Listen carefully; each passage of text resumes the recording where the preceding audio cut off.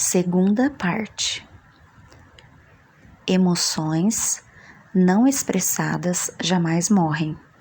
Elas são enterradas vivas e voltarão mais tarde, mais feias.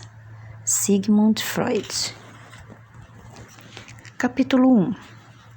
O Diário de Alicia Barrison. 16 de julho. Jamais pensei que fosse querer que chovesse. Já estamos na 4ª semana da onda de calor e é como se fosse um teste de resistência. A impressão que dá é que cada dia está mais quente que o anterior. Nem parece a Inglaterra, está mais para um país feito a Grécia ou algum outro lugar assim. Estou escrevendo no parque. E ele está repleto de corpos seminus, rostos avermelhados, como uma praia ou um campo de batalha, deitados em cobertores ou bancos ou espalhados pela grama. Estou sentada debaixo de uma árvore, na sombra. São 6 da tarde e já começou a refrescar um pouco. Sol baixo e vermelho no céu dourado. O parque fica diferente sob essa luz. Sombras mais escuras, cores mais vívidas. A grama parece que está pegando fogo. Chamas cintilam debaixo dos meus pés. Tirei os sapatos ao vir para cá e caminhei descalça. Me lembrou de quando eu era pequena e brincava na rua. Me lembrou de outro verão, quente como esse, o verão no qual mamãe morreu, brincando na rua com Paul. Nós dois andando de bicicleta por campos dourados salpicados de margaridas, explorando casas abandonadas e pomares mal assombrados. Na minha lembrança, esse verão nunca chega ao fim. Eu me lembro de mamãe e os tops coloridos que ela usava, de alças amarelas, tão finas e delicadas, igual a ela. Mamãe era tão magrinha, parecia um passarinho. Ela costumava ligar o rádio e me puxar para dançar. Lembro que ela cheirava shampoo, cigarro e hidratante Nivea, sempre com um leve toque de vodka. Que idade teria na época? 28, 29. Era mais jovem do que eu agora. Que pensamento mais estranho.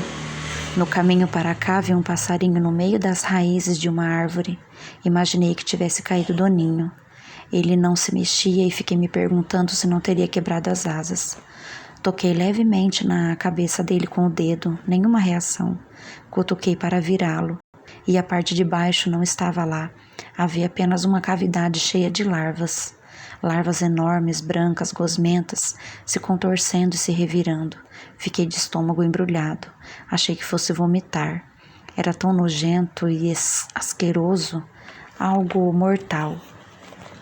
Não consigo parar de pensar nisso. 17 de julho. Comecei a me refugiar do calor num café com ar-condicionado na rua principal. Faz um frio glacial lá dentro. Parece que entrei num freezer. Gosto de uma mesa perto da janela e eu me sento lá bebendo café gelado. De vez em quando leio ou desenho ou faço anotações, mas na maior parte do tempo deixo a mente vagar, me deleitando com o frio. A garota bonita que trabalha lá tem um ar entediado e fica o tempo todo encarando o celular e consultando o relógio, suspirando de tempos em tempos. Ontem à tarde os suspiros estavam particularmente longos e me dei conta de que ela só estava esperando que eu fosse embora para poder fechar o lugar. Saí com relutância. A sensação de andar nesse calor é como se arrastar na lama. Eu me sinto exausta, como se tivesse levado uma surra. Não estamos preparados para isso nesse país. Gabriel e eu nem temos ar-condicionado em casa. Quem tem? Mas sem isso não dá para dormir. À noite a gente tira as cobertas da cama e fica deitado no escuro, nus, banhados em suor. Deixamos as janelas abertas, mas não passa nenhuma brisa, só ar quente parado. Ontem comprei um ventilador. Coloquei-o ao pé da cama em cima do baú. Gabriel começou a reclamar imediatamente. Faz muito barulho, a gente não vai conseguir dormir. Mas a gente não está conseguindo dormir mesmo, pelo menos não vamos estar numa sauna. Gabriel resmungou um pouco, mas caiu no sono antes de mim, e eu lá ouvindo o ventilador. Gosto do som, um zumbido suave, consigo fechar os olhos, sintonizar com ele e desaparecer. Agora ando pela casa carregando o ventilador aonde quer que eu vá, ligando e desligando aqui e ali. Essa tarde levei-o para o ateliê nos fundos do jardim. Ficou praticamente suportável com o ventilador. Mas, ainda assim, quente demais para eu conseguir trabalhar de verdade. Estou atrasada, mas com esse calor eu nem ligo. De qualquer forma, consegui avançar um pouco. Finalmente entendi o que tem de errado com a pintura de Jesus, porque ela não está indo em frente. O problema não é a composição, Jesus na cruz, mas o fato de não ser nem de longe um retrato de Jesus. Nem se parece com ele, como quer que ele fosse, porque não é Jesus, é Gabriel. É inacreditável eu não ter percebido isso antes. Sem me dar conta, dei um jeito de botar Gabriel no quadro. Foi o rosto dele que eu pintei. Seu corpo. Não é loucura? Então vou ter que aceitar e fazer o que a pintura pede que eu faça. Agora eu sei que, quando faço planos para uma pintura, uma ideia pré-determinada de como deve ser, nunca funciona. Vem algo natimorto, sem vida, mas quando realmente presto atenção, ouço às vezes um sussurro apontando para a direção certa. E se eu aceito, num ato de fé, ele me leva a um lugar inesperado. Não aonde eu pretendia ir, mas a um lugar vívido, glorioso, e o resultado independe de mim, ele tem uma força vital própria. Acho que o que me dá medo é me entregar ao desconhecido. Eu preciso saber onde estou indo, por isso sempre faço tantos esboços, tentando controlar o resultado. E não surpreende que nada ganhe vida de fato, pois não estou reagindo ao que acontece à minha frente. Preciso abrir os olhos e ver, estar atento ao fluxo da vida e não à maneira como eu queria que fosse. Agora que sei que é um retrato de Gabriel, posso voltar a trabalhar nele, posso começar de novo. Vou pedir a ele que pose para mim. Tem muito tempo que isso não acontece. Espero que ele goste da ideia e não ache que é um sacrilégio ou coisa parecida. De vez em quando, Gabriel consegue ser bem divertido. 18 de julho. Essa manhã desci até Camden Market. Há anos não ia lá, desde que Gabriel e eu fomos juntos numa tarde em busca da sua juventude perdida. Ele costumava ir na adolescência, depois de passar a noite inteira dançando, bebendo e conversando com os amigos.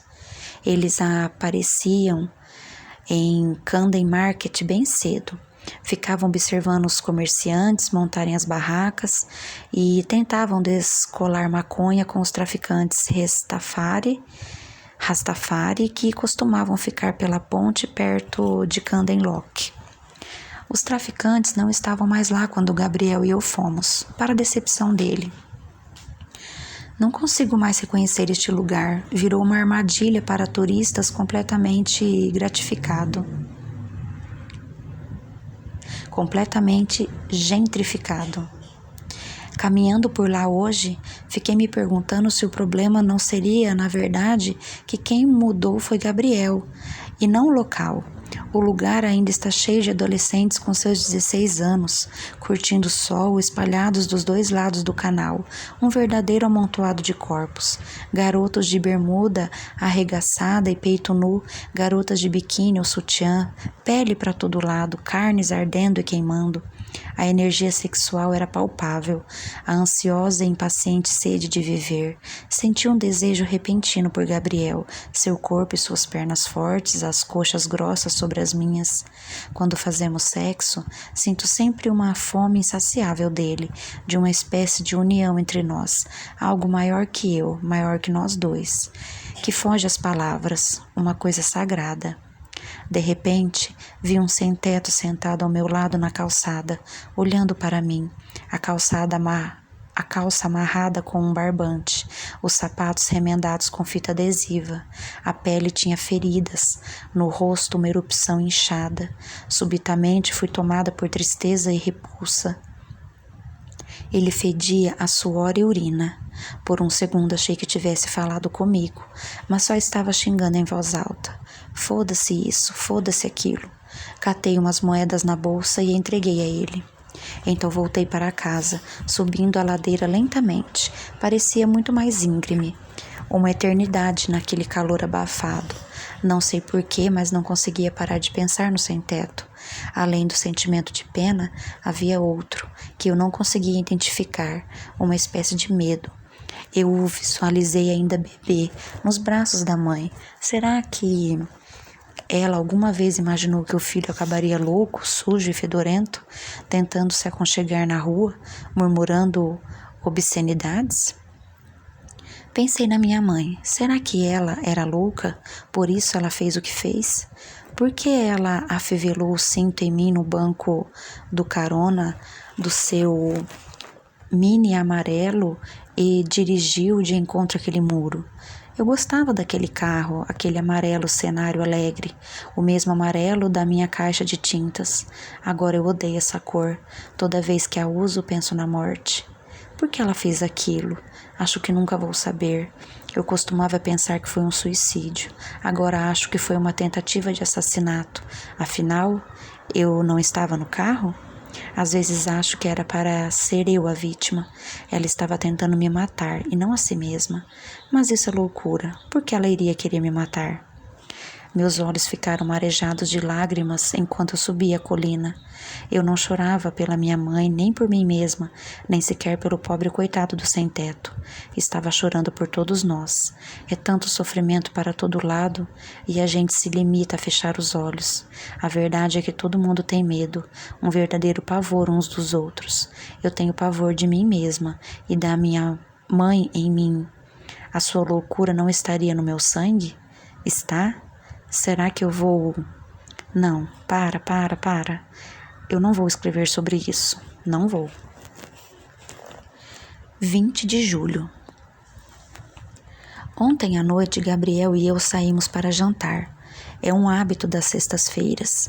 Ele chama de noite romântica, com um sotaque americano meio pateta. Gabriel sempre diminui os próprios sentimentos e zomba de tudo que considere meloso. Ele gosta de se achar cínico e frio. Mas, na verdade, ele é um sujeito profundamente romântico. Não por causa do que diz, mas no coração.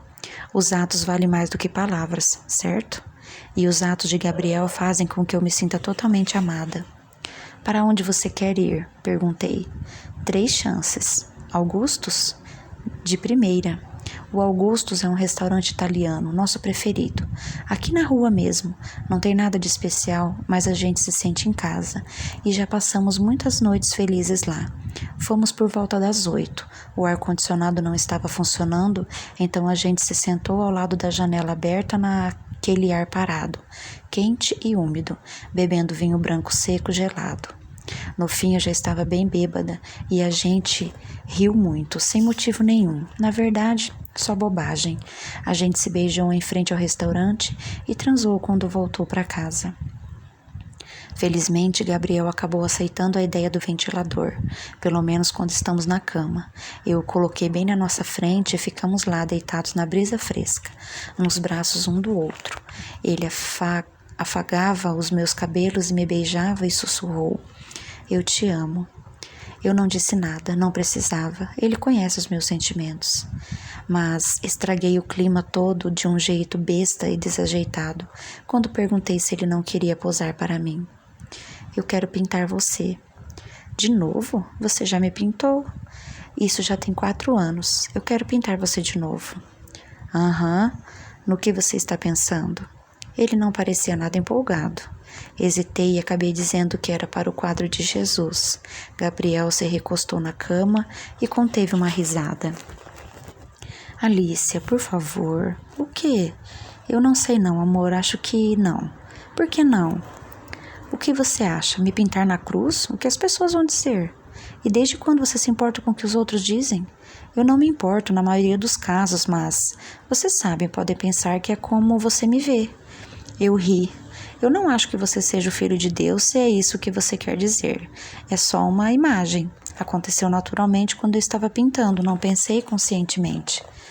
"Bem, talvez devesse." "Por quê? O quadro não é um comentário sobre você, nem sobre o nosso casamento. Então o que ele é?" "Como é que eu vou saber?" Agora foi Gabriel quem deu uma risada e revirou os olhos. Ok, que se foda. Se você quer, a gente pode tentar. Você deve saber o que está fazendo.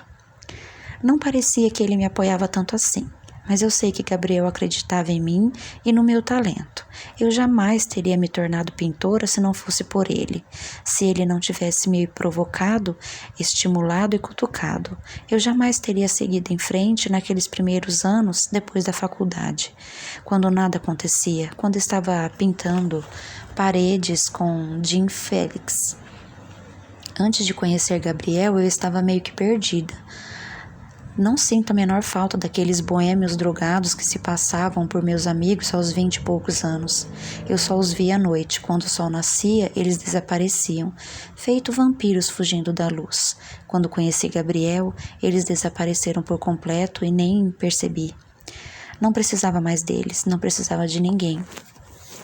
Agora que tinha Gabriel, ele me salvou, como Jesus. Talvez a pintura fale disso. Gabriel é o meu mundo, e tem sido assim desde que nos conhecemos. Eu sempre vou amá-lo. Não importa o que ele faça, não importa o que aconteça, não importa o quanto ele me aborreça, não importa o quão descuidado e bagunçado ele seja, o quão egoísta e desatencioso. Eu o aceito como ele é, até que a morte nos separe. 21 de julho. Hoje Gabriel veio posar para mim no ateliê. Eu não vou posar dias e mais dias aqui outra vez.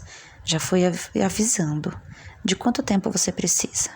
Vou precisar de mais de uma sessão para conseguir um resultado decente.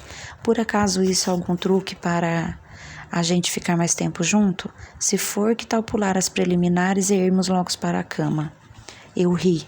Quem sabe depois, se você se comportar e não se mexer muito. Eu o posicionei de pé em frente ao ventilador. Seus cabelos esvoaçavam ao vento. Como fica melhor? Ele perguntou, fazendo uma pose. Não, assim não. É só ser você mesmo. Você não quer uma expressão de angústia?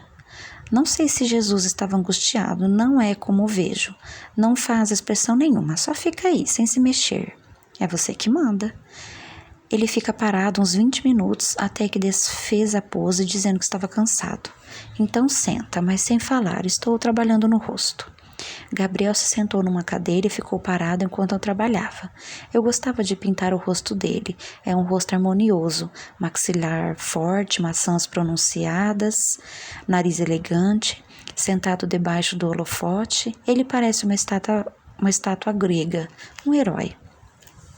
Mas havia alguma coisa errada, não sei bem o que. Talvez eu estivesse forçando a barra. Simplesmente não conseguia acertar a forma dos olhos nem a cor. A primeira coisa que notei em Gabriel quando o conheci foi o brilho dos olhos, como um minúsculo diamante em cada íris. Mas agora não estava conseguindo capturá-lo. Talvez seja falta de talento minha. Ou quem sabe Gabriel tem alguma coisa a mais que não dê para capturar numa pintura. Os olhos saíram mortiços, sem vida. Eu sentia que estava começando a me aborrecer. Merda, não está saindo nada bem. Hora de fazer uma pausa? Sim, hora de uma pausa. Sexo? Isso me fez rir. Tá bom. Gabriel pulou da cadeira, me carregou e me beijou. Fizemos amor no ateliê, ali mesmo no chão. O tempo todo, eu ficava olhando para os olhos sem vida no retrato dele. Os olhos olhavam fixamente para mim, me marcando a ferro e fogo. Eu precisava desviar o olhar, mas ainda os sentia me observando.